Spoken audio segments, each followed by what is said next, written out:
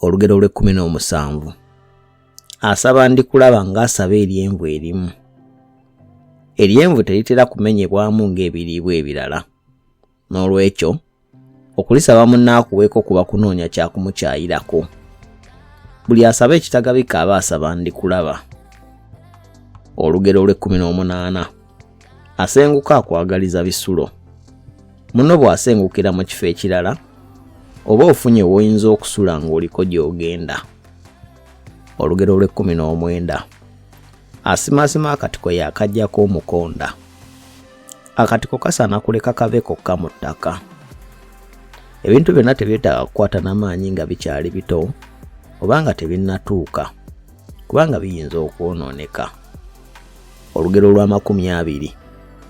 Atakumanya azikuyooza mu mulyango. Omuntu ayinza okunyooma omuntu omulala olw'obutamanya n'amulagira okuyoola ebisasiro mu mulyango. Okwo kwe bayita okuyooza omuntu ennaku mu mulyango.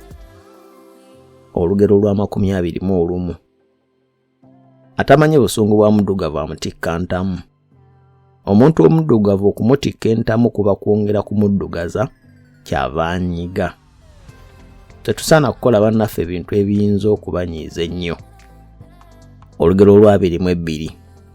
Atamanyi byakusaaga emmese bw'emusaba ekigwo aleeta muggo. Emmese okutomera omuntu kwe bayita okumusaba ekigwo. Atamanyi byakusaaga bw'omusaagirako asunguwala mangu. Olugero lw'23. Atannayitaayita yatenda nnyina okufumba. Mu kutambula omuntu mwayinza okuyigira nga waliwo abantu abakola ebintu ebirungi okwenkana oba okusinga abo baba amanyi. Olugero lw'24.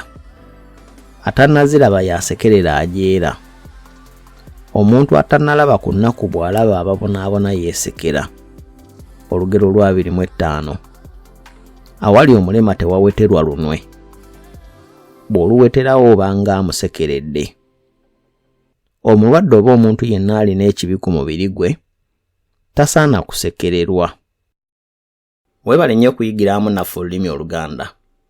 Era genda mu maaso subscribing era olikinge video ate tulabagane mu kavidiyo akaddako.